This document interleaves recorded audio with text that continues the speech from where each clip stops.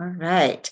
So, to all my viewers, I just want to say I appreciate you so much with your patience during this transition of me doing my videos because I've been doing my videos while I'm driving for years now, and it's become my thing. It's become comfortable. I feel like I'm having a conversation with you in the car. So, doing this type of video is a little challenging for me. The first video I did like this, it really came off like I was reading from a script. Honestly, I was reading from a script, right? So I'm going to do my best to kind of like, be myself. I know when I'm driving, that's when like the best thoughts come to my mind, right? So that's why I kind of started it that way. But I really want to get more videos done, more I don't want to say official, but more professional, I guess. And today I'm going to talk about mindfulness, the power of mindfulness, and how to cultivate it in your everyday life. I know some people think that mindfulness is meditation, and part of that is true. Meditation is a type of mindfulness activity, but mindfulness incorporates so much more than just meditation. I know there was a time when I felt really overwhelmed, stressed out, burnt out, and I started practicing mindfulness, and it really helped me. It really helped me to um, become less stressful, to focus on the present moment, to prioritize and not become overwhelmed and burn out and all that. And so I encourage people to try to incorporate it in their life, right? So there has been recent research in neuroscience that shows that mindfulness practice can actually change the structure and function of the brain, right? Leading to increased gray matter in areas associated with emotional regulation and self-awareness.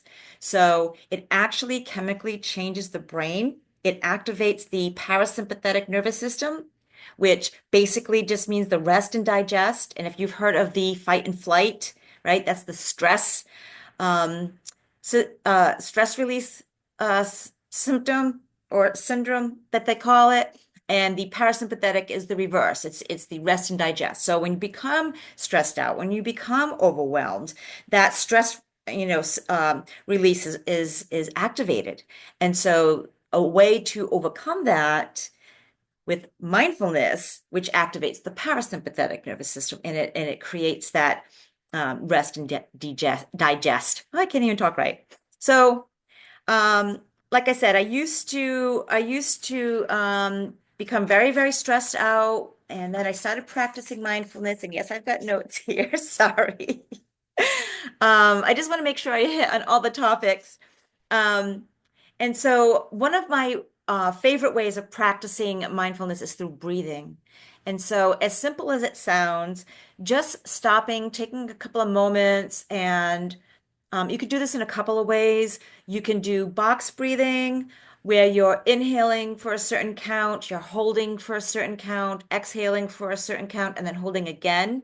So it's kind of like a square, right? A box.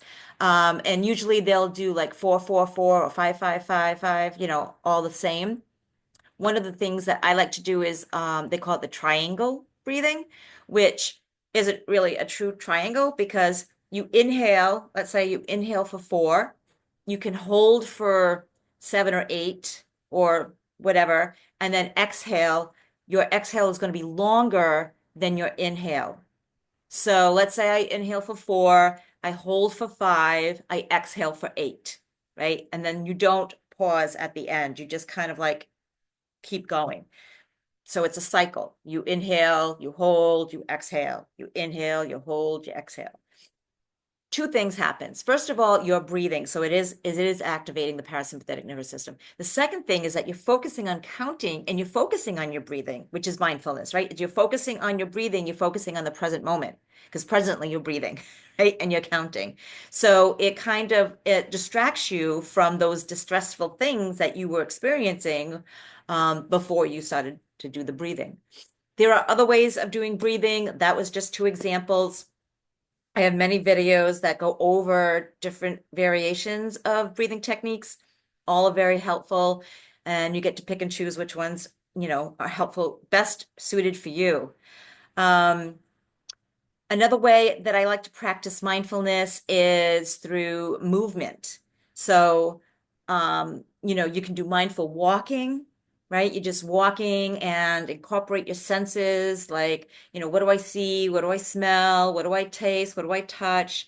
And it doesn't necessarily have to be all of them. You can just incorporate, really listening to the sounds around you, especially if you're out in nature. It's a really helpful environment to do the mindfulness walk, and what are you seeing? What are you smelling? What are you feeling? Is the sun hit, on your face, or is it a little breezy, a little wind, that kind of thing, which also can be very helpful. Another mindful movement that I like to practice is yoga. So yoga is really good for you physically, but it's also really good for you spiritually and mentally. It really incorporates that mindfulness because you're staying present in what you're feeling in your body, and you're connecting your breath to what you're feeling in your body, right? So if your body starts to get stressed out, you're just really focusing on deep breathing so that you can relax, that type of thing. So those are the things I like to do. But there are so many mindfulness things. There's mindfulness eating, right? And sometimes I'll do that, but a lot of times I don't, unfortunately. But mindfulness eating is like you're just eating. You're focusing on the flavor, the texture, the smell, all of that, right? And you're not watching TV, you're not on your phone, you're just enjoying that moment eating.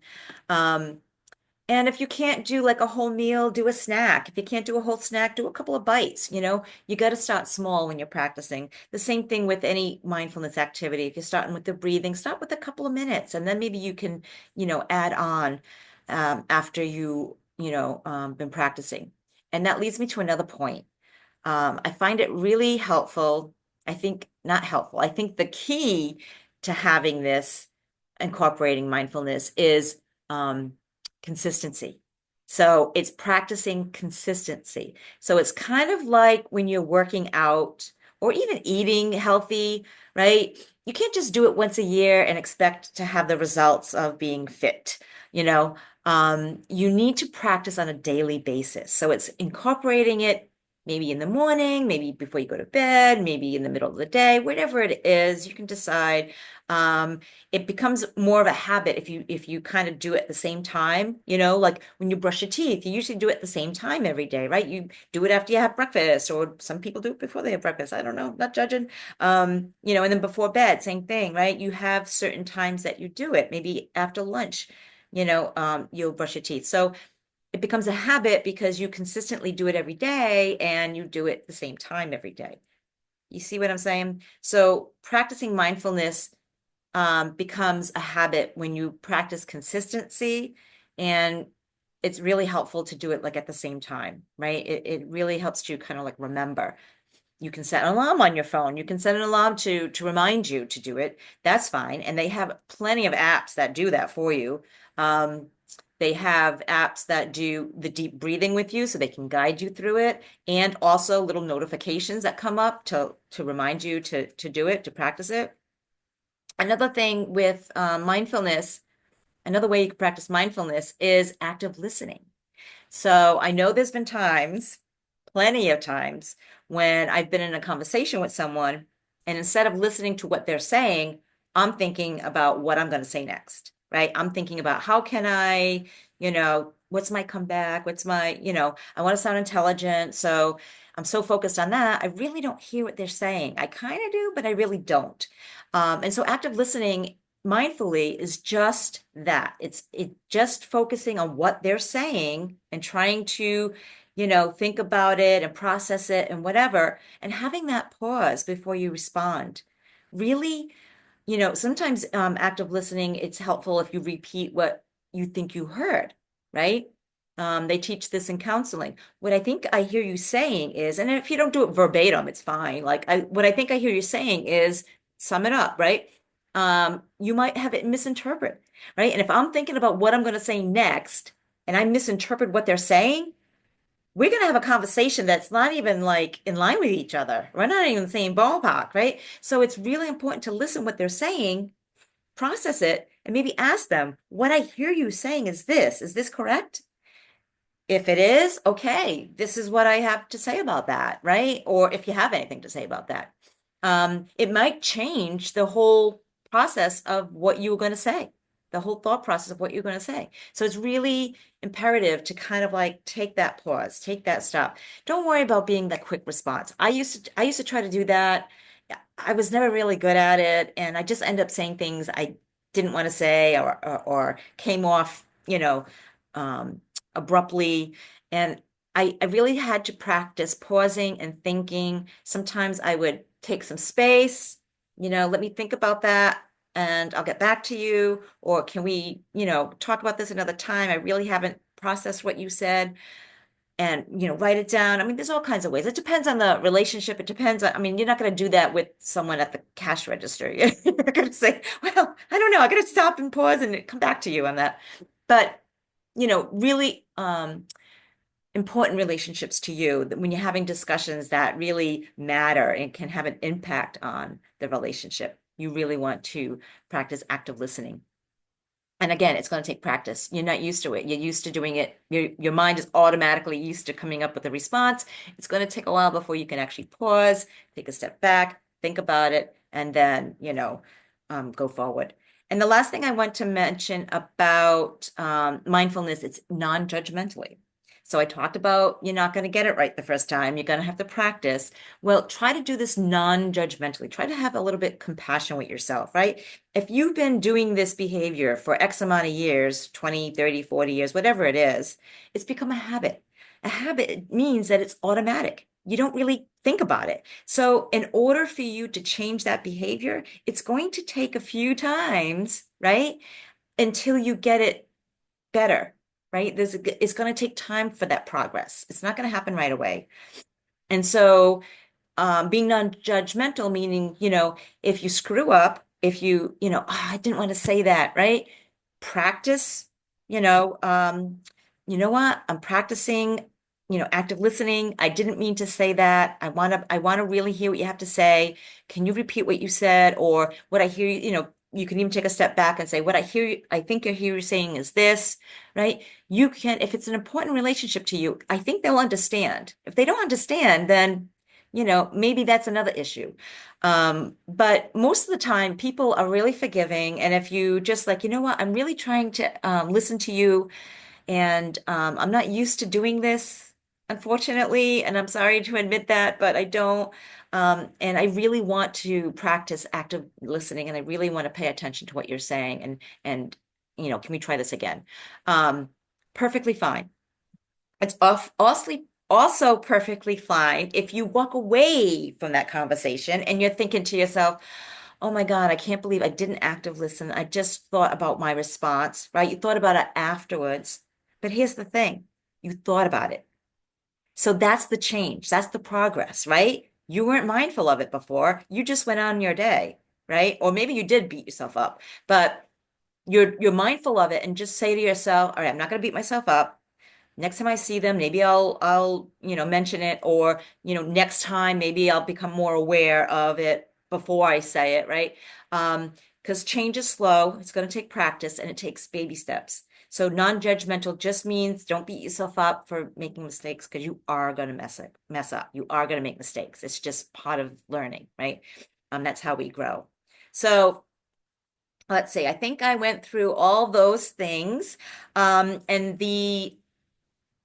to wrap it up, I just want to mention overcoming obstacles, right? So it's okay if you get distracted when you're practicing mindfulness. Our minds are used to thinking all the time. That's what they do. They think, their brains, right? And so if you're going for a mindfulness walk and you're starting to think about what I got to do, or what I did, or what I said, or, all the things I have to do, or whatever, be mindful of it and non-judgmentally bring it back. Okay, I don't want to be thinking about that stuff. Where am I right now? What do I see? What do I smell? Right? And it'll get easier, and you'll get distracted less often, and you get distracted for a shorter period of time. It doesn't really go away. That's not been my experience. And I've been meditating for like over 14 years. It doesn't really go away, but it's something that happens and I just notice it. I become aware of it.